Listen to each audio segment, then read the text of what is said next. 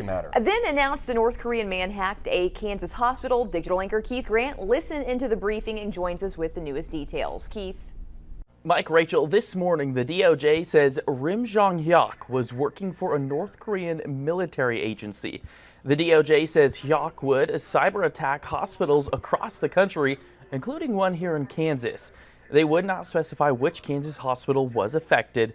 They would find this ransom letter demanding money to get their files back. The hospitals would. Now, the ransom money from those string of cyber attacks was then used to attack U.S. military and government agencies like NASA.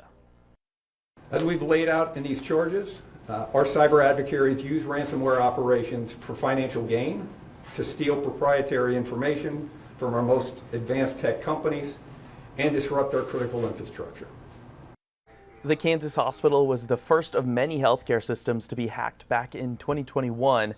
The State Department is offering $10 million to help find Hyuk.